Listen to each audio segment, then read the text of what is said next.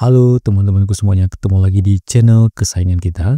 Kali ini kita akan bakal ngobrol santai tentang suatu topik yang lagi ngetren sekali, yaitu AIoT. Ya, kalau tadi kita sering dengar AI atau IoT terpisah. Nah, sekarang bayangin kalau dua teknologi kecil ini disatukan. Boom. Jadilah AIoT. Ya, di video ini kita akan bakal membahas gimana peluang AIoT dihadirkan dalam perspektif baru buat industri dan riset di dunia pertanian. Mari kita mulai dari tema yang pertama, yaitu apa itu AIoT. Ya oke, sebelum kita muncul lebih jauh, mari kita pastikan dulu kita semua on the same page, atau di satu pemikiran yang sama, satu frekuensi yang sama, mengenai istilah ini, ya AI atau Artificial Intelligence atau kecerdasan buatan. Dimana bayangin kalian komputer yang bisa belajar mengenali pola, bahkan memprediksi sesuatu mirip seperti otak kita tapi versi chip dan kode-kode. Sedangkan IoT yaitu Internet of Things alias internet untuk segala benda, mulai dari kulkas pintar, jam tangan pintar sampai sensor di kebun, semua terkoneksi lewat internet. Ya, kalau digabung, IoT adalah jaringan perangkat pintar yang nggak cuma terhubung tapi juga punya otak.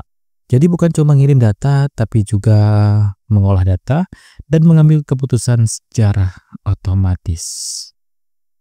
Oke, berikutnya yang kedua yaitu kenapa pertanian perlu IoT ini. Ya mungkin ada yang bertanya, pertanian itu kan tua banget atau klasik banget, dan apa hubungannya sama teknologi canggih seperti AI atau IoT? Ya, faktanya yang pertama, AI dan IoT ini yaitu berpengaruh sekali terhadap efisiensi produksi, di mana petani bisa memantau kondisi lahan secara real time dan kelembaban tanah, suhu udara, intensitas cahaya cukup lewat aplikasi di smartphone. Jadi nggak perlu tebak-tebakan siram pagi atau sore. Yang kedua yaitu penggunaan sumber daya lebih tepat, di mana dengan AI yang menganalisis data historikal kita bisa tahu kapan waktu terbaik kasih pupuk, pestisida, bahkan air. Hemat air, hemat pupuk, dan tentu saja hemat ongkos. Ketiga itu deteksi dini hama dan penyakit. Ya, sensor dan kamera pintar bisa mendeteksi gejala serangan hama atau penyakit sejak tanaman ditanam awal. Ya, AI kemudian memproses gambar, memprediksi jenis hama dan rekomendasi tindakan apa yang pas. Dan dijamin tanaman lebih sehat, panen pun melimpah. Berikutnya yaitu perspektif industri terkait dengan peluang dan manfaatnya.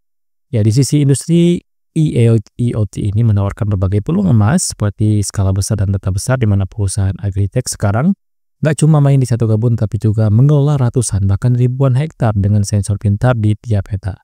Di mana data yang terkumpul pun banyak sekali, jadi insight-nya juga makin mendalam. Yang kedua itu automasi dan robotik timnya. Bayangin sebuah drone yang otomatis semprot pestisida di area yang terdeteksi penuh hama, atau robot pemetik buah yang hanya memilih buah yang sudah matang sempurna. Semua itu nyata. Berikutnya rantai pasok yang transparan, ya, dengan blockchain dan sensor IoT kita bisa melacak perjalanan sayur atau buah dari kebun sampai ke meja makan.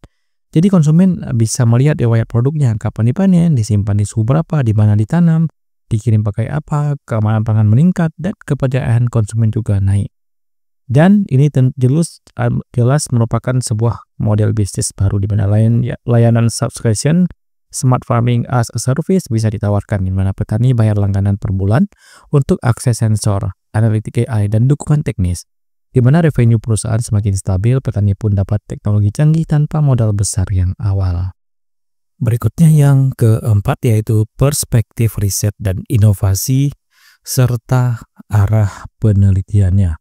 Ya, di universitas dan lembaga riset, IoT membuka banyak pintu inovasi seperti yang pertama, Precision Agriculture.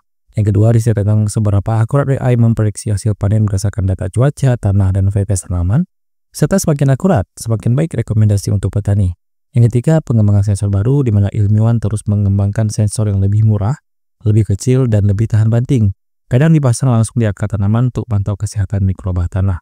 Yang berikutnya yaitu model prediksi cuaca mikro, di mana IoT bisa memanfaatkan jaringan sensor mikroklimat di suatu daerah, di mana data cuaca lokal yang biasanya sulit diprediksi jadi lebih tepat dan membantu petani merencanakan tanam.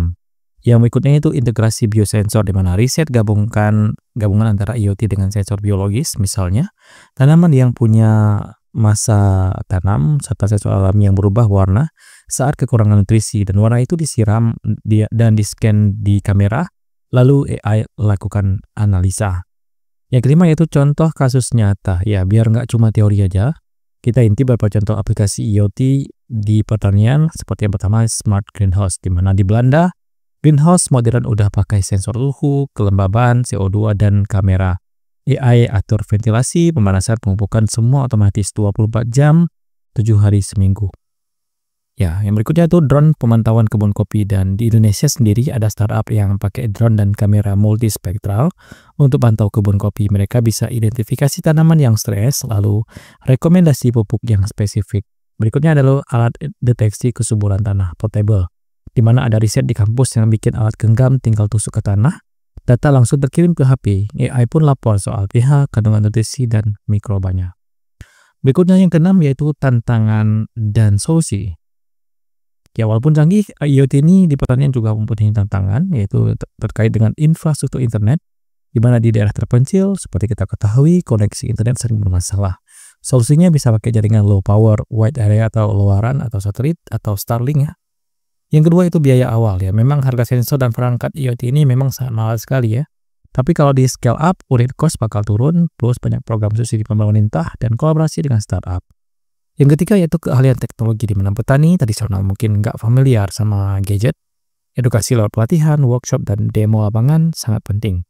Yang keempat itu keamanan data, di mana data pertanian itu valuable, perlu protokol enkripsi dan sistem keamanan kuat agar data nggak bocor atau disalahgunakan. Yang ketujuh yaitu yuk intip masa depannya.